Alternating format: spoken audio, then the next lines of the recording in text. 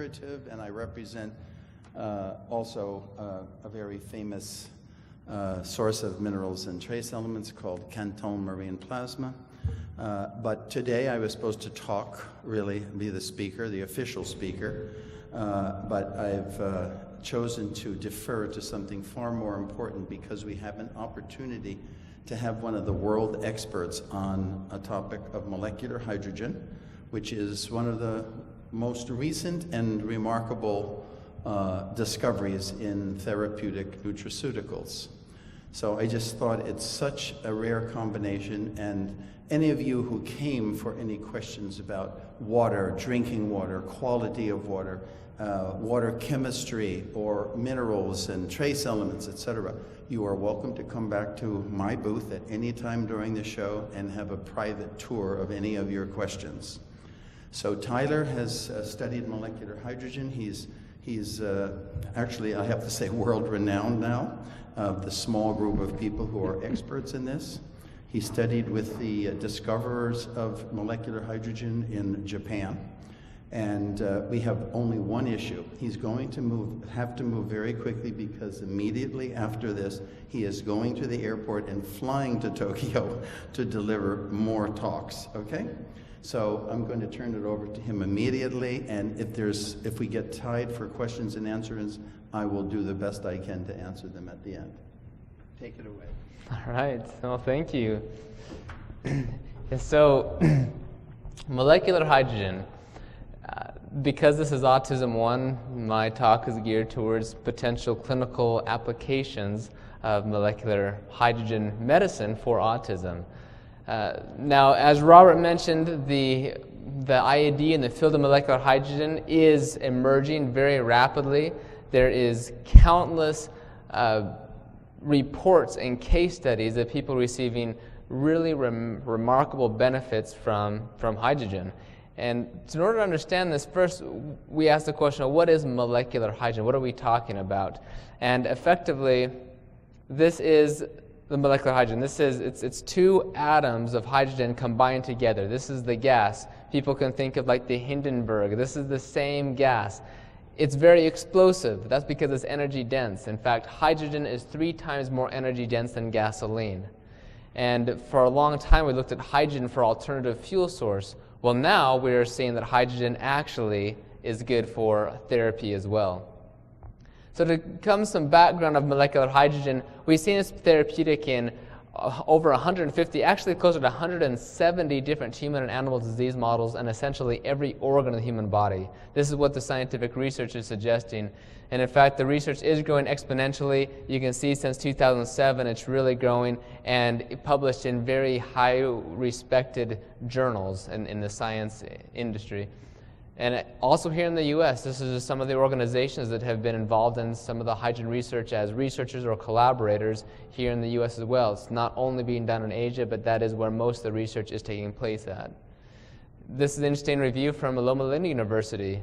They found that hydrogen had a remarked therapeutic potential to help with the top 8 of the 10 disease-causing fatalities as listed by the CDC in one of their review articles. This was even a few years ago. And the more research has shown this to truly be the case. So the question that we have then is, how does hydrogen exert these biological effects in, like I said, essentially every organ of the human body? Well, one of those things we've seen is hydrogen can act as an antioxidant. It can neutralize the toxic hydroxyl radicals. This was a publication in 2007 by Dr. Shigeru Ota that really spawned the research of hydrogen. This is very critical that we follow this. We're going to talk about this in a little bit more. First, to understand the importance of the antioxidant, we need to understand the free radicals, reactive oxygen species. These are just a few of them. We produce them all the time, and they are effectively linked to all the various disease pathologies. They can damage DNA, RNA, proteins, cell membranes. So many of these diseases can indeed be linked to oxidative damage. Well, same with autism. Oxidative stress has also been linked to causing as a causative factor in autism as well. Now, these free radicals are generated primarily within the mitochondria at the various electron transport complexes, and these free radicals happen all the time. Right now, how many of us are breathing? Well, right now you are generating free radicals. So, you know, the best thing to do right now is to hold your breath.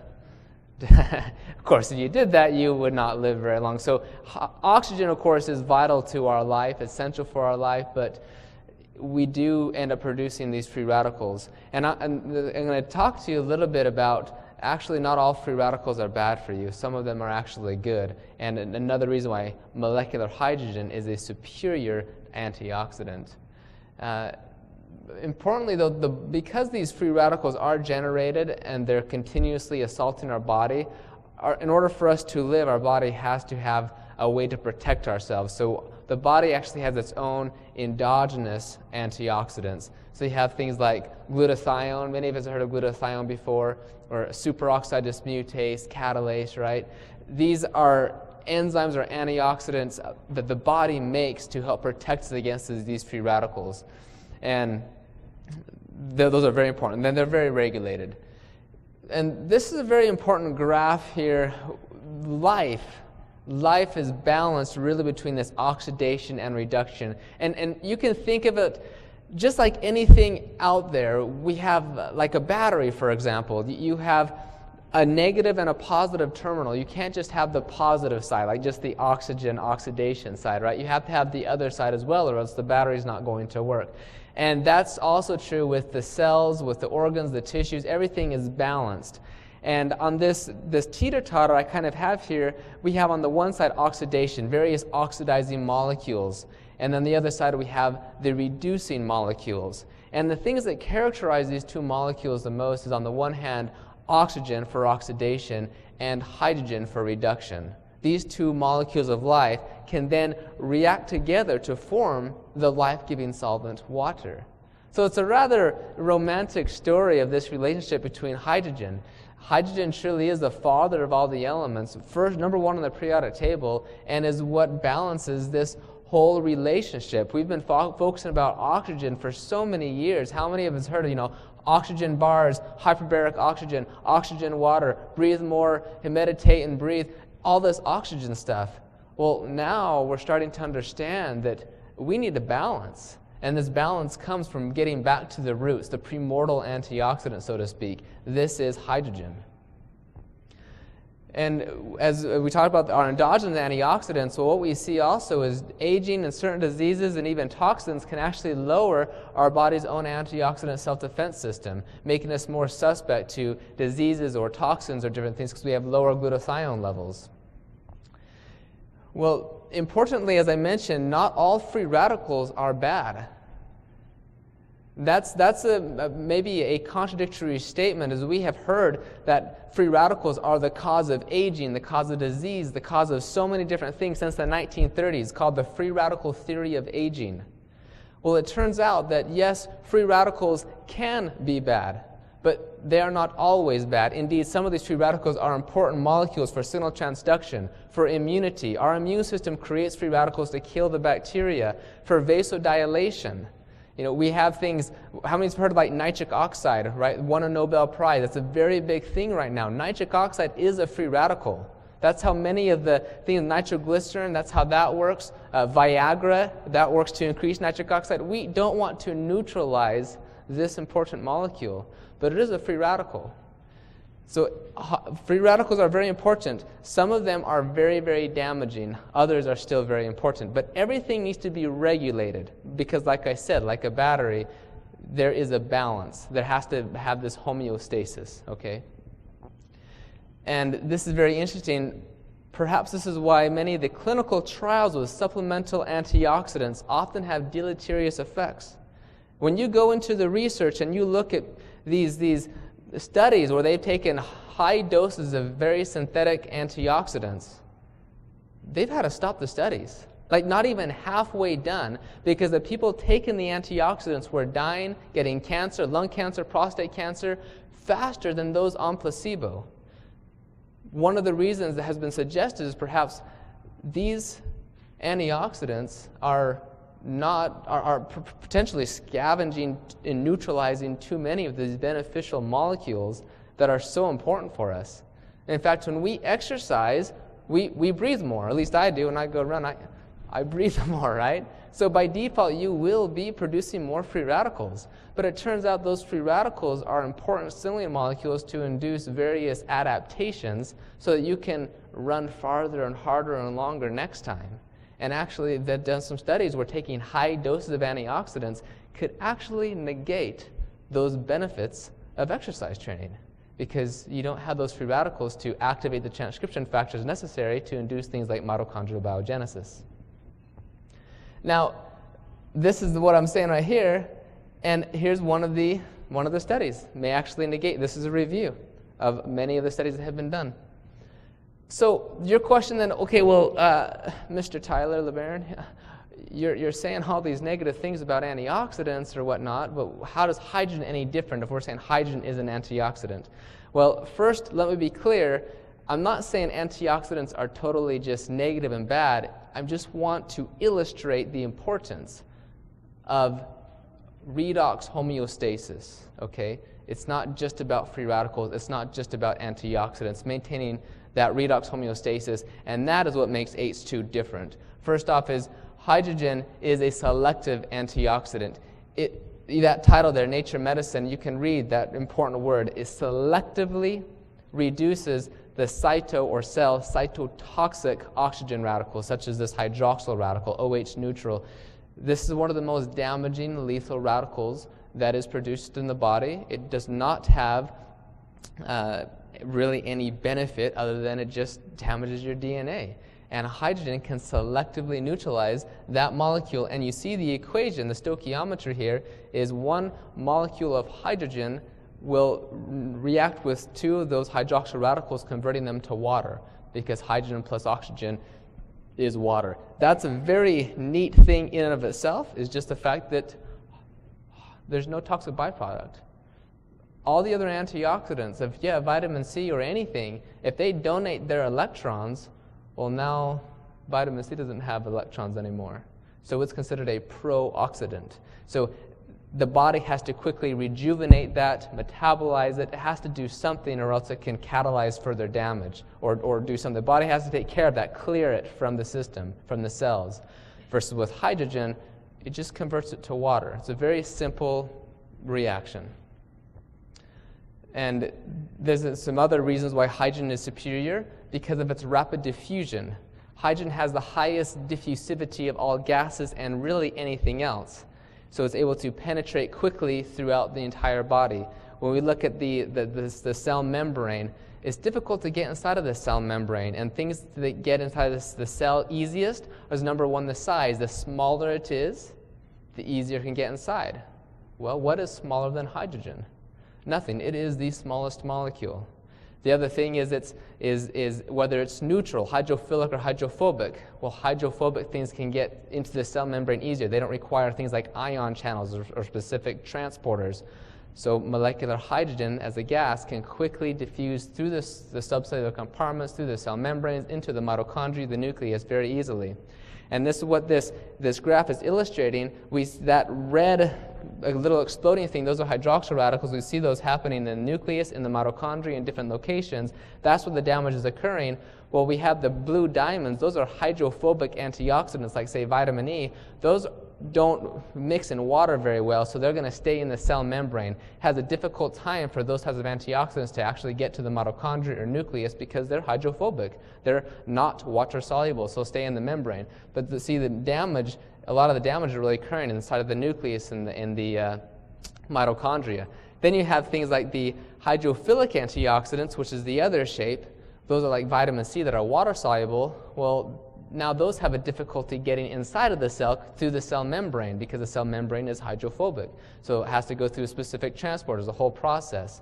But again, because of hydrogen's superior distribution properties, it's able to rapidly and quickly penetrate through the cell membrane and enter to the nucleus, mitochondria, and everywhere else. Additionally, we see that hydrogen does indeed reduce the oxidative stress. These are just various markers of oxidative stress, the MDA or T-bars, 8-OHDG, which is a marker of DNA damage. All of these different things are markers of damage, of oxidative damage that occurs where hydrogen has been shown to actually decrease that oxidative stress. And on the other side, we see markers of antioxidant status, such as the superoxide dismutase, glutathione, catalase. Administration of hydrogen can actually increase the body's antioxidant status as well. So we clearly see in animal and human studies that indeed molecular hydrogen is able to have these beneficial effects. Now, I'm going to explain 3 simple reasons as to why hydrogen is able to easily and simply offer this protection against oxidative damage. One of them, as we already talked about, H2 may scavenge these hydroxyl radicals as suggested by this article here. Another one is hydrogen can actually activate what's called the NRF2 pathway, and that leads to an increased production of our body's own antioxidants. So the glutathione, superoxide dismutase, catalase, all those different systems, molecular hydrogen is able to upregulate our body's own natural sources. That's very powerful. Think about that. You take the hydrogen, it goes through the brain or other locations or a specific cell, and there is able to increase your glutathione levels or your superoxide dismutase levels. A third reason is hydrogen in some cases can actually prevent ROS formation via cell modulation. I have reference studies on the side there. In this case, you have something like the NADPH oxidase system. This system can take your normal molecular oxygen and turn it into a free radical called superoxide. See the activated side right there, so it's O2 minus. So now you're forming these free radicals. Well, administration of molecular hydrogen can actually downregulate this system to actually prevent this superoxide radical from forming in the first place. So this has a prevention attribute as well, and not just for the treatment. It hits all the areas in all the right ways. Now, so I explained that hydrogen has all these effects in so many different disease models, in all these organs, and the question has been why or how is it actually working? One of those was through this antioxidant mechanism, but still, even with this antioxidant mechanism, as amazing as it is, that still may not actually fully answer why H2 has so many benefits. And in fact, it has been suggested that H2 may actually act as a signaling molecule, because under the right conditions, hydrogen has been shown to alter the levels of over 200 different biomolecules. So when we look at other gaseous transmitters such as nitric oxide, carbon monoxide, hydrogen sulfide, these different gases, hydrogen gas has been suggested to potentially be this 4th gaseous signaling molecule, which is responsible for many of the therapeutic benefits in addition to its antioxidant activities.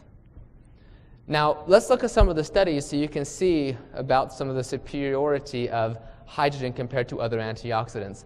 In this one here, what we have is a long-term treatment of hydrogen-rich saline and with oxidative stress induced by nicotine, and this is in an animal model. But these graphs are excellent at showing the superiority of hydrogen. On your far left, you see the first graph, and there's T. T stands for, Tyler, stands for testosterone. And what we see is when we don't give anything bad, no nicotine, no hydrogen, that's the black bar, that's normal. That's the white bar, that's normal, that's when everything is just the same. But then when you give the nicotine, you see it brings that testosterone down very low. It plummets it. And it even gets a star because it was statistically significant, okay? Now when you administered molecular hydrogen with the nicotine, you see what happened? It kept it back to that homeostasis. It prevented the decrease. Now when you tried things like vitamin C and vitamin E, it really didn't work.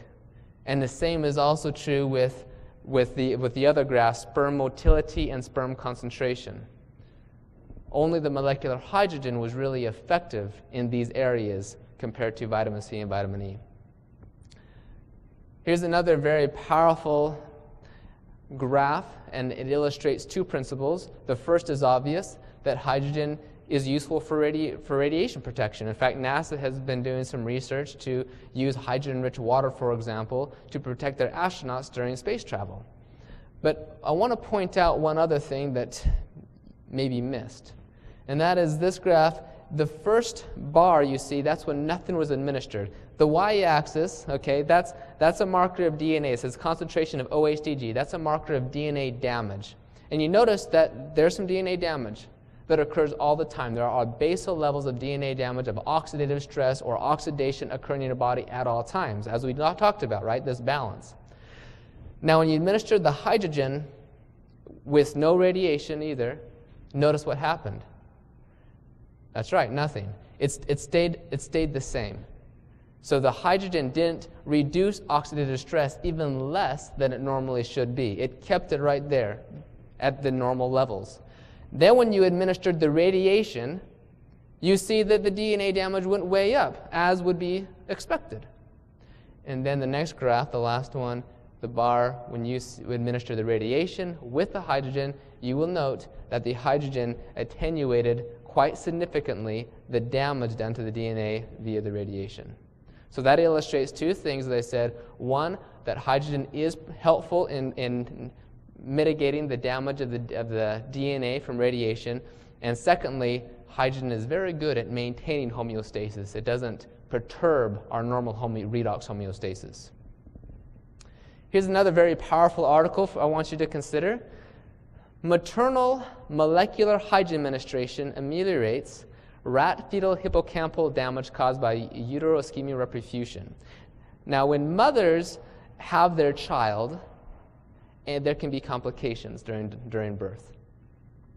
And sometimes that complication leads to their child having a lack of oxygen, a hypoxic condition, ischemic reperfusion injury can result, and that can lead to damage to the brain, to degeneration of the brain cells.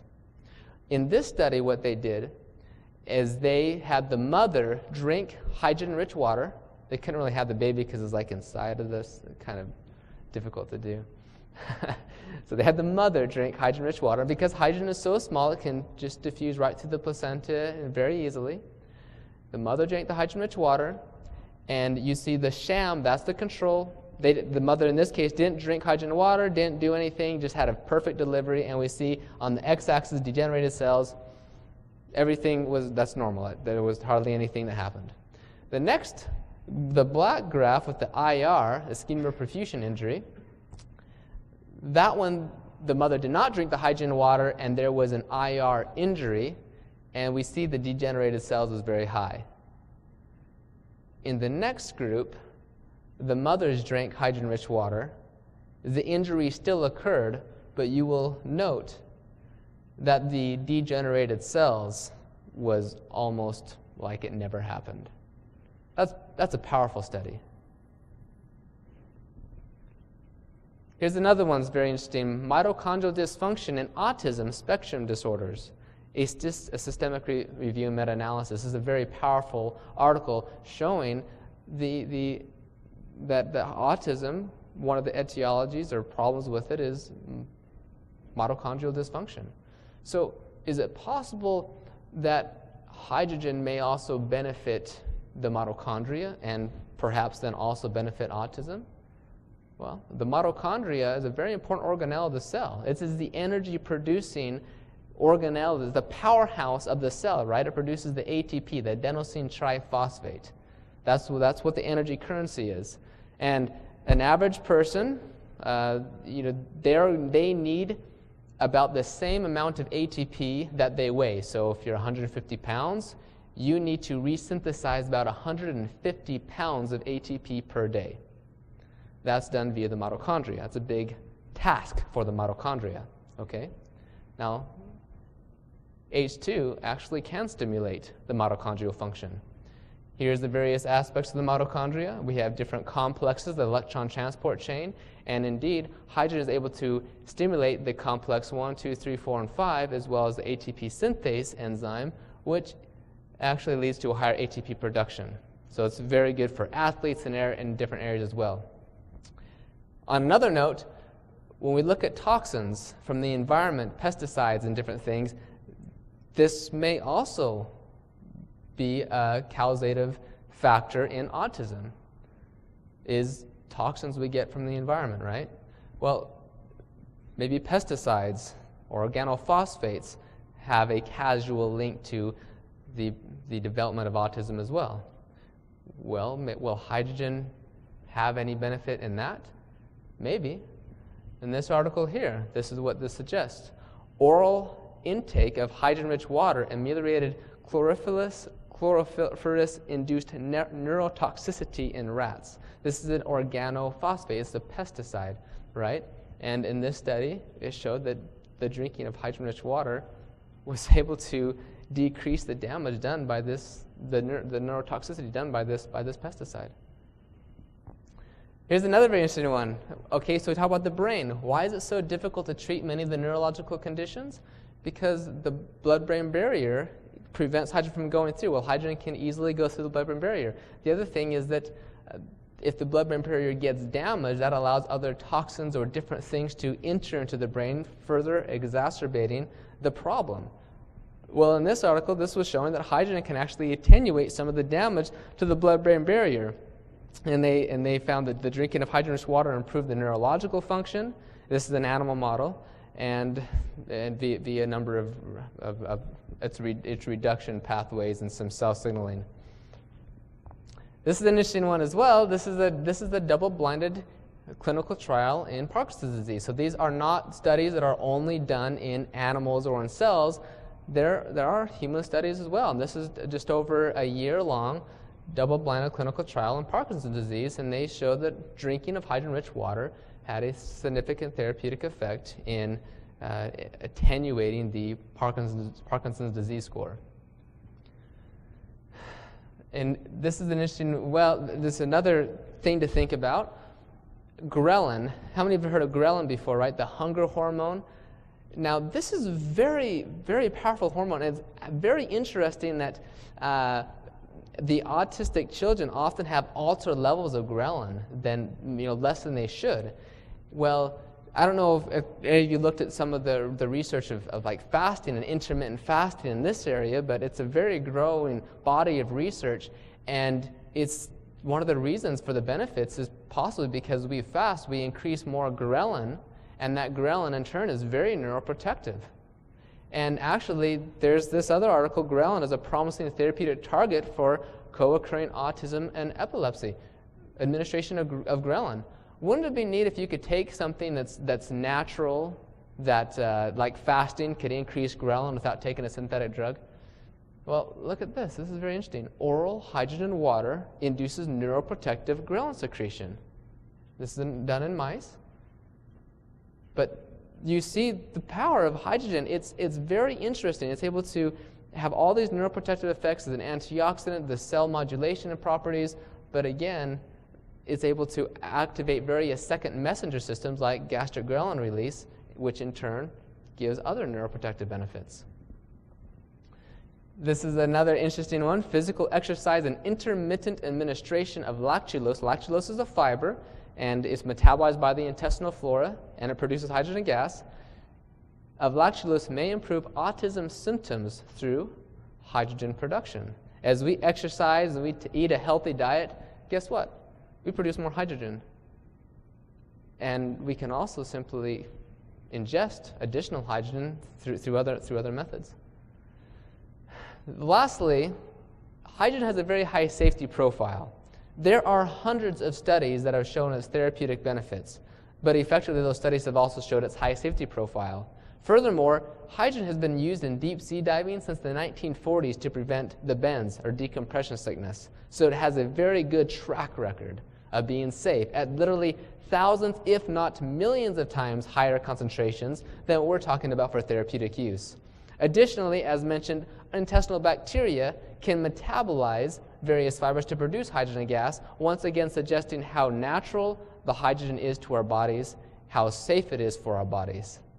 So all of these things show its high safety profile, and with all the studies we just reviewed, we didn't go through all 600 of them, but you can clearly see this is something that needs to be looked at seriously. More research needs to be done so we can understand the correct dosing and what disease pathologies it works best for and how to use it. But because it has such a high safety profile, it is indeed something that should be seriously looked at and tried. Many people have reported remarkable benefits from using hydrogen.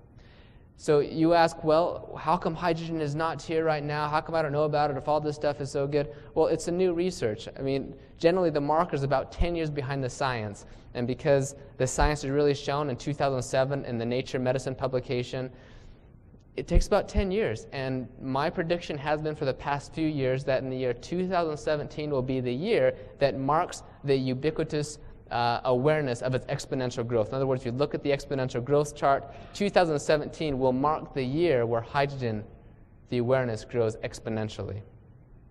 And then probably 2027 will be, everyone will know about hydrogen by that year. So for that's my presentation. I hope that you will look into this. This is my website. Again, I'm from the science-based nonprofit Molecular Hydrogen Foundation. There's the contact information right there, molecularhydrogenfoundation.org. I hope you will join the hydrogen revolution and go online and learn about hydrogen. Now, let's see, what time is it right now? Because I need to...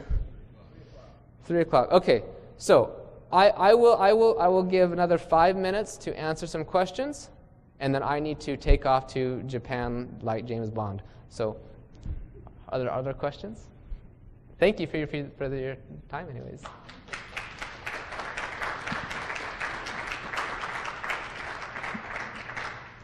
Yes. Oh, we have a microphone. Oh, and we have one over here. Okay, go ahead. I'm sorry. Where can we find this for our children now? Children on the spectrum. So it is safe to start using, even with the other supplements that they have. So is there a source that you recommend for us to purchase it and experiment with it? Great question. I can answer that after you leave. Just any questions regarding products or things.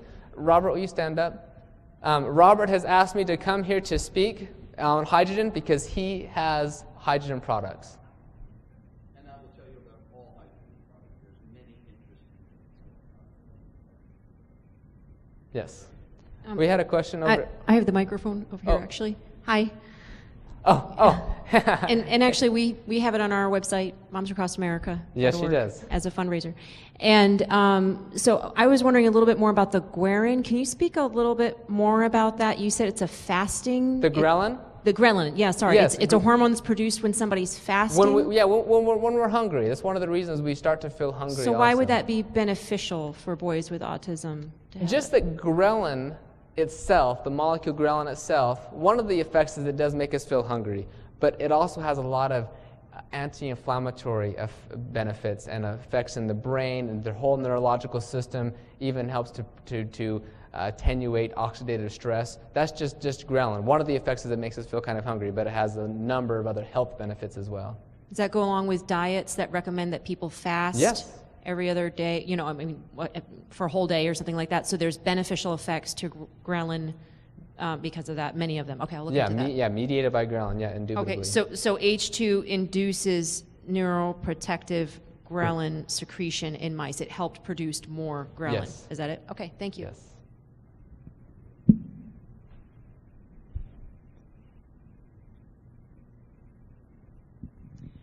I'm curious, I just learned about the fourth phase of water, which is more like a gel-like structured water, and if you have anything to say about molecular hydrogen with that, is there anything you know? Gerald Pollock is doing a lot of work on this, on the structure of water. It's like, just to explain it, if you have like a towel and you put it in water and soak up a lot of water, you can wring all the water out, right? Well, if you have like a piece of meat, like muscle, you can't like just wring the water out. The reason why is because the water in our cells is in a certain type of structure. And so there's a lot of research going on that. However, it is very different than what we're talking about with just molecular hydrogen, because we're talking about a hydrogen gas that is, it's just a gas.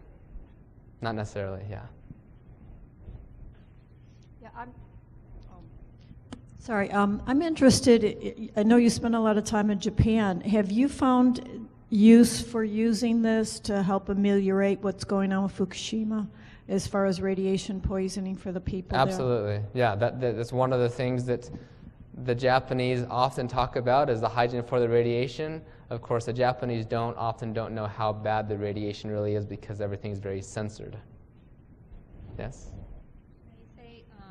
You say that hydrogen therapy is neuroprotective. Now, my son's going to have, he's going to go under sedation.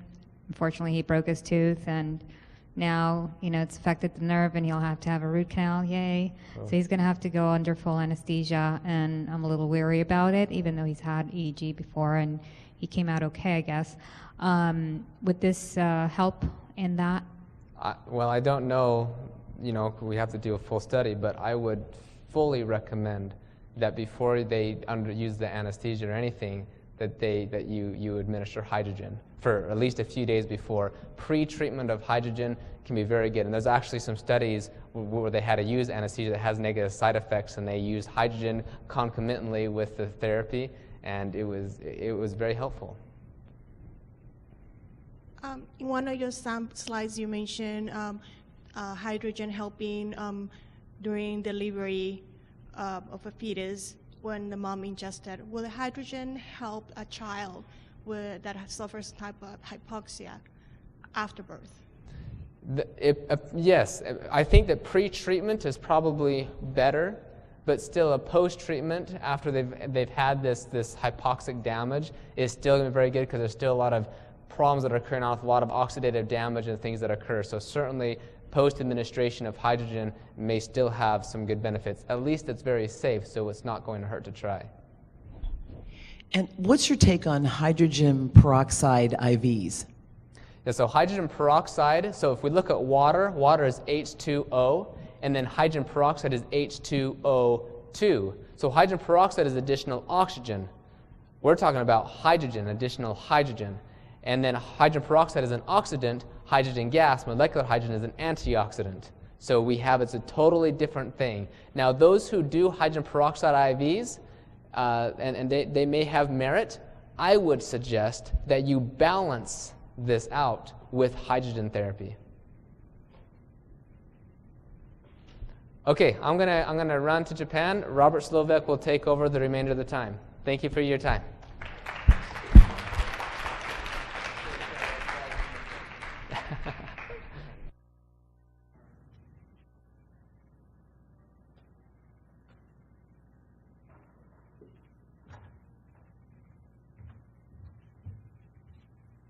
I've never seen Tyler ever finish on time, so this is remarkable.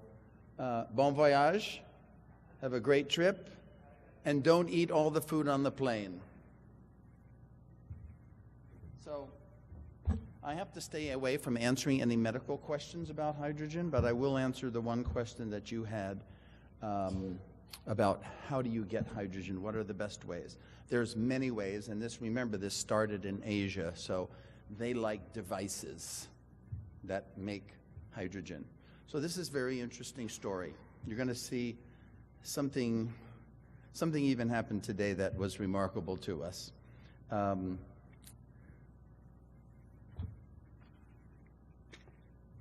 Hydrogen can be as easy as taking a bottle of water, and this will be the introduction to the methods of hydrogen, and taking a tablet that's a hydrogen generating tablet, putting it in a full bottle of water, capping it quickly and tightly, and waiting till it fully reacts. You can see millions of little hydrogen bubbles. The bottle will pressurize. It will become very hard, like a nightstick, in 10 minutes, and you will have somewhere between 2 and 6 parts per million of hydrogen. That's a really lot amount of hydrogen. The therapeutic effects of hydrogen have been measured as low as 0.2 parts per million. Even some studies did 50 parts per billion, okay? But the fact is, it's good to start with a healthy amount because hydrogen disappears very quickly. It's immediately going right through the sides of this plastic container. If I had stainless steel, it would go right through the sides of the container. If I had glass, it would go right through the sides of the glass. Not instantly, but it would just diffuse through. The one container it doesn't go through very well is aluminum. So some people store their hydrogen product in aluminum cans, okay? And that's yet another story about aluminum. So this will last. If we don't open it or do anything with it, this will last for hours. If you put it in the refrigerator, just like this, full, you didn't use it, it will last for days, perhaps even months, because cold water solubilizes hydrogen more effectively than warmer water. But back to the sources of hydrogen. So the Japanese were probably the most advanced in hydrogen, and they make prepackaged hydrogen. Now, prepackaged hydrogen is where you take, usually they have an aluminum bottle or an aluminum sachet, maybe 12-ounce sachet made of aluminized foil packaging. Now, the most that they ever really get in here is about 1 part per million. It's not very practical to package more than 1 part per million. So it has become so popular in Japan that the leading manufacturer of prepared hydrogen sachets does about $100 million worth per year in hydrogen. So it's incredibly popular product. There is a product here in the United States called H2Bev, a very wonderful company that makes a beautiful prepackaged aluminum bottle. A little bit expensive, you know, it costs about $4 per bottle, where this is in the less than $1 per bottle. And they have about 1 part per million, but it's a very nice product, more lifestyle than therapeutic, and it's gaining in popularity. You're going to see an explosion of hydrogen products come onto the market. You are looking at interested people, you're probably going to see a hydrogen product within 3 years from Pepsi or Coca-Cola, all right? Because everyone is going to realize this research is driving this kind of elixir model to hydrogen. But for serious therapeutic use, the more the merrier. The more volume of hydrogen, the merrier. And we're talking volume. Now, many people just compare hydrogen with the amount of ppm it has. But understand that while I said that tablet in 16 ounces of water made, let's say, 4 parts per million of hydrogen, if I just put that same tablet in 8 ounces of water, it will be 8 parts per million of hydrogen, okay? So be very wary of comparing just the concentration of hydrogen. Be aware of, if someone's selling you prepackaged, how much hydrogen does it contain? You have to take into account both the concentration and the volume. Now, many of you, this is a very interesting part of the landscape of water treatment and so on that we live in. Most of you know what an alkaline ionizer is. It produces alkaline water. Now, slowly, I've never been a proponent of alkaline water, and I see it is slowly being debunked as a valid water technology and modification, because alkaline water just is kind of billed as something that addresses metabolic acidosis in the body, etc. But the pH of water is not an indication or a measurement of how much acid that something can neutralize or a solution can neutralize. It's something called alkalinity. And in the very early days of alkaline water, the early proponents confused the terms alkaline and alkalinity. They just thought the pH, if the pH was high, it would neutralize acid, but it's just not true. You have to have a high alkalinity. So if you want to alkalize the body, it's much more effective to use something like baking soda. You know, a half a teaspoon of baking soda is, I think, more effective than 10,000 bottles of alkaline water. So, and if you buy alkaline water in the store, like at Whole Foods, absolutely meaningless. It doesn't matter. Just buy regular water and put some baking soda in it. But at the same time, when I speak to doctors all around the world, I say, how many people are advocates of alkaline water?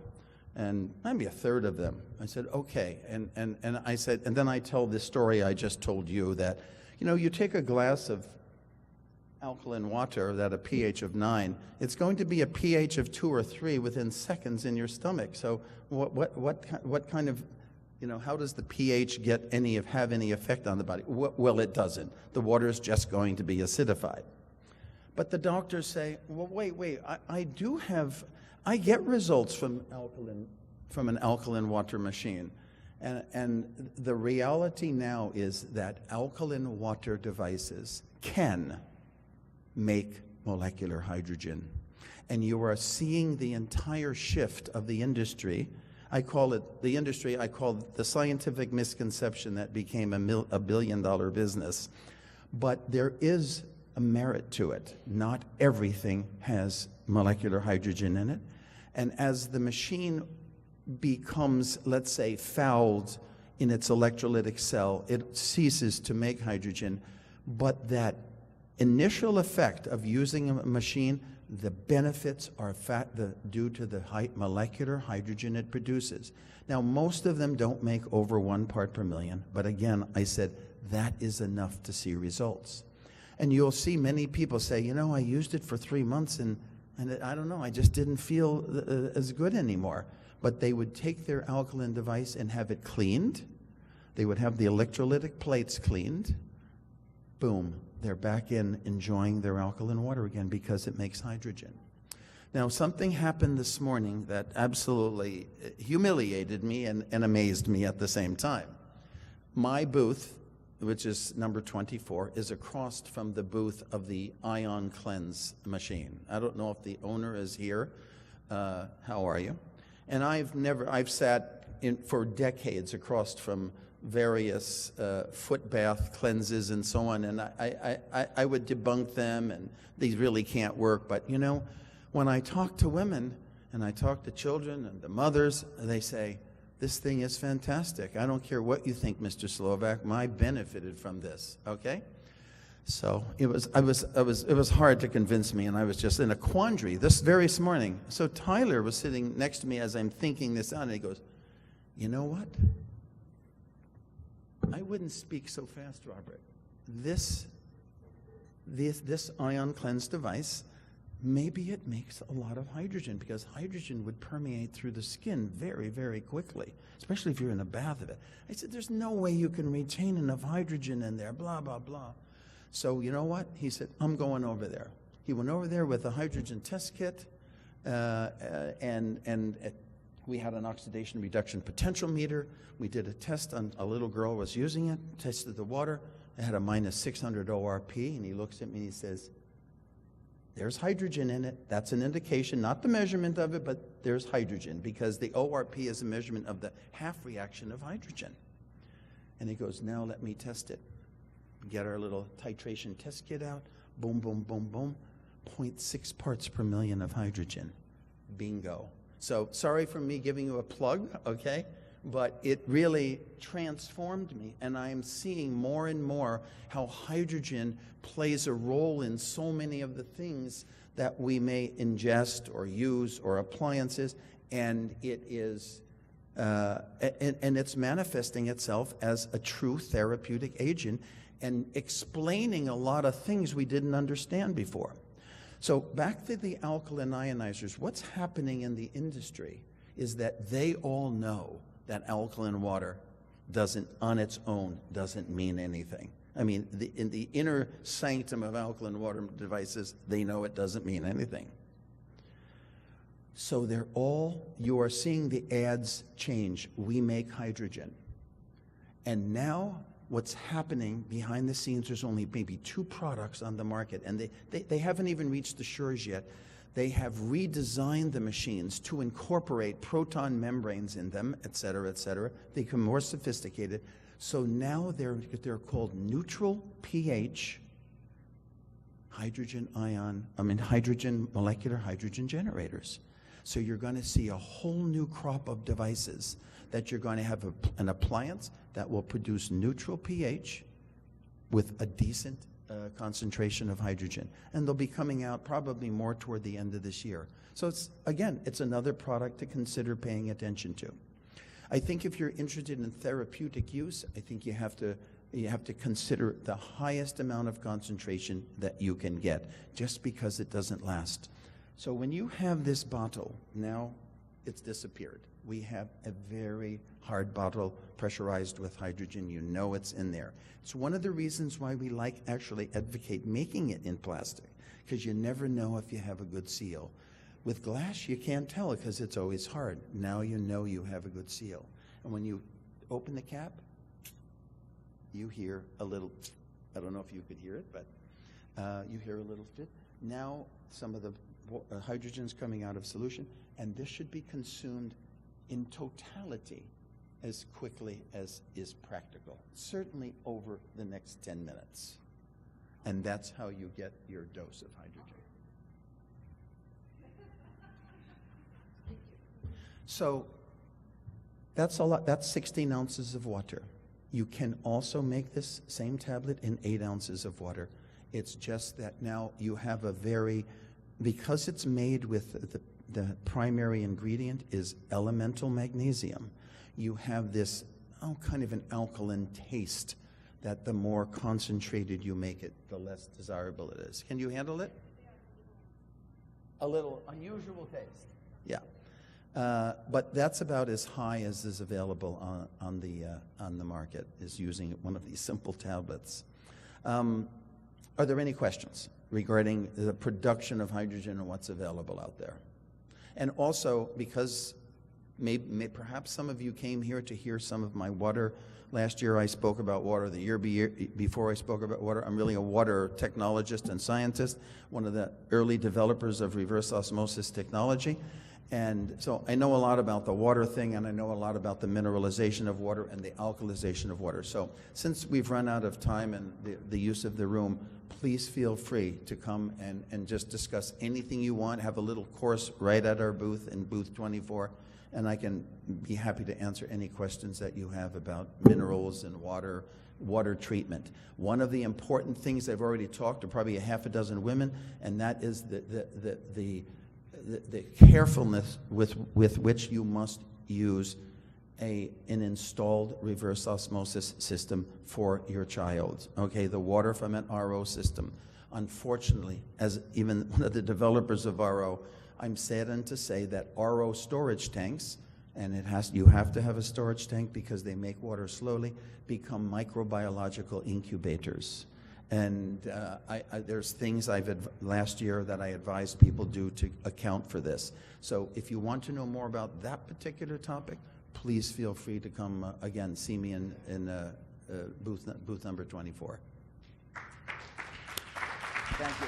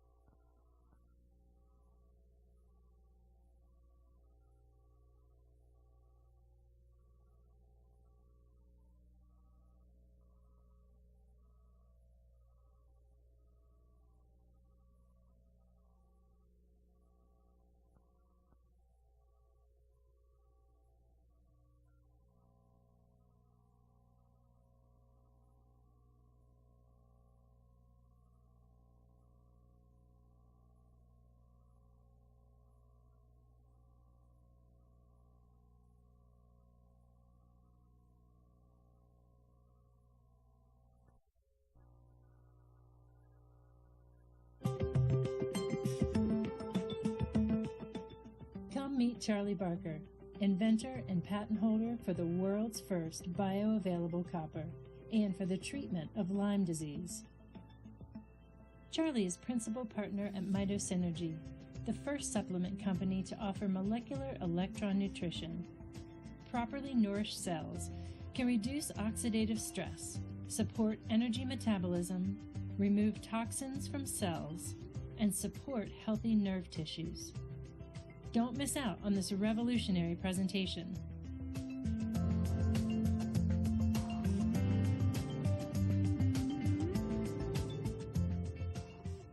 MitoSynergy is out to change the world. Will you let us change yours?